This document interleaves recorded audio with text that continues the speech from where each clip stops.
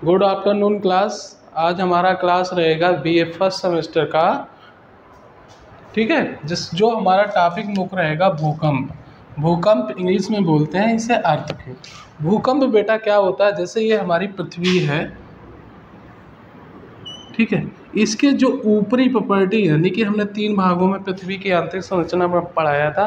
Crust, ऊपर भाग crust, फिर हमारा मेंटल और फिर हमारा कोर। कोर भाग ये होता है और मेंटल भाग हमारा ये होता है और क्रस्ट भाग हमारा ऊपर होता है। जो क्रस्ट भाग है ये कई परतों में होता है। ठीक है, एक तरीके से मेंटल पे तैर सा रहा है। जो ये तैर सा रहा है इसी पे जो कई चट्टानों के रूप में होता है, इसी के आपस में टकराव के कारण या किसी भी मतलब खिंचाव के कारण या प्रेशर से या कोई भी एक्टिविटी से ये चट्टानों में जब परिवर्तन होता है या हिलने डुलने की क्रिया होती है तो क्या होता है, भूकंप आता है। भूकंप मतलब होता है भू यानी कंप यानी कि पृथ्वी का कंपन। जैसे इनमें अगर टकराव होगा तो क्या होगा, हमारी चट्टानें, जैसे ये कि हमारी पृथ्वी ले ले हैं, कोई चट्टान है ये आपस में अगर टकराएगी तो क्या होगा, पृथ्वी पे जो कंपन होगा उसे हम भूकंप कहते हैं। पृथ्वी पर जो भी कोई कंपन होगा उसे हम भूकंप कहते हैं। अब देखते हैं कि जैसे भूकंप क्या है, भूकंप के कारण क्या है। ये हमने सामान्य परिचय में देखा, इसे हम सिस्मोग्राफ, इसमें किसे नापते हैं,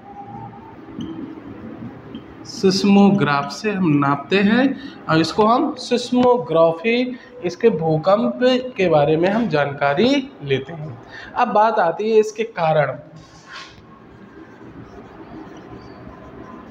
भूकंप के कारण यानी किन कारणों से भूकंप आता है। नंबर 1, प्लेट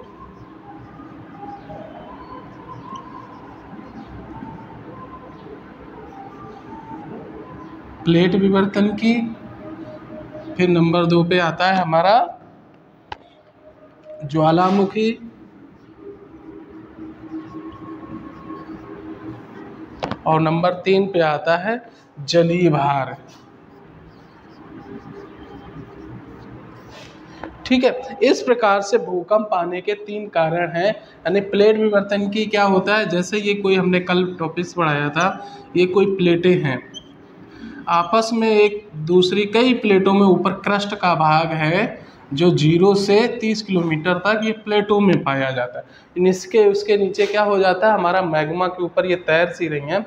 इनके जब आपस में खिंचाव के कारण यानी कि चलने के कारण पृथ्वी चलती रहती हैं प्लेटें, थोड़ा बहुत न्यूज़ एक दूसरी तरफ मूवमेंट कर रही थी। इन प्लेटों के से हमारे भूकंप पृथ्वी पे कंपन होता है। ठीक है, दूसरा कारण आता है ज्वालामुखी। ज्वालामुखी क्या होता है, ये जो हमारा मैग्मा है, ये जो भरा हुआ है 200 किलोमीटर के नीचे, जब ये मैग्मा डेंसिटी हमारी यहाँ पे 3.5 या के ऊपर हो जाती है और यहाँ पे आके 5 से भी ऊपर हो जाती है, तो ये ऊपर मैग्मा जैसे ही जहाँ दरारों के रूप में ऊपर आता है तो क्या है, आपस में कंपन होता है या विस्फोट होता है, जिसकी वजह से यहाँ पे होता है। फिर आता है जलीय भार। जैसे कोई बहुत बड़ा हमने डैम बनाया है, ठीक है, मान लो ये नदी है यहाँ पे, तो यहाँ पे पानी हमने भरा, उसकी वजह से मानवीय कारण भी हो सकते हैं। इस प्रकार से भी ज्वालामुखी आने के कारण हैं।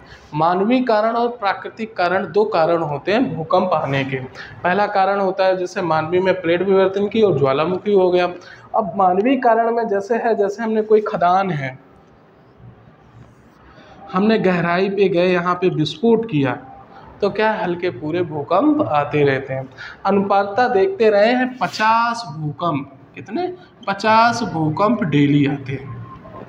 ठीक है, यानी कि हमारे मानवीय कारण में हमारा जैसे कोई हम टेस्ट कर रहे हैं, प्रमाण या परीक्षण या कोई भी बड़े हथियारों का सेना के जरिए से, तो हम ज़मीन में बम गाड़ कर ही उसका परीक्षण करते हैं जिससे कंपन होता है। जैसे हम खनन करते हैं तो बहुत बड़े बम लगाकर उसका भी हम परीक्षण का मतलब निकालते हैं, तोड़ते हैं, पत्थर तोड़ते हैं, खानों से हम पत्थर निकालते हैं या फिर लोहा चांदी जो भी चीज़ें हैं, तो हम खनन क्या है, विस्फोट के ज़रिए से, कोयला या के ज़रिए से हम जब करते हैं तो उनको तोड़ने के लिए हमें विस्फोट करना पड़ता है, जिसलिए पृथ्वी पर कंपन होता है। ये तो हो गया हमारा कारण हो गए हैं। इसके बाद आते हैं भूकंप के प्रकार।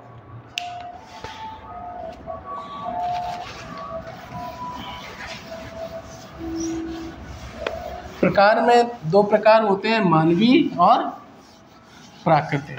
ठीक है, इनको भी हम देख चुके हैं। फिर आते हैं भूकंप विज्ञान होता क्या है।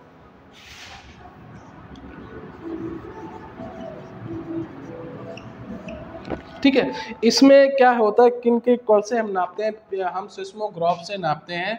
जैसे ये हमारा भूकंप है क्षेत्र है, एक ये प्लेट है, ये आपस में टकराई हुई है।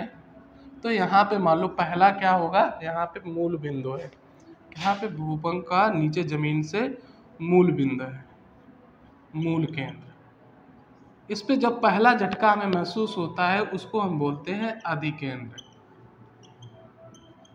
ठीक है, यहाँ पे हमें पहला झटका महसूस हुआ तो ये क्या हुआ, हमारा अधिकेंद्र है। इसके बाद भूकंप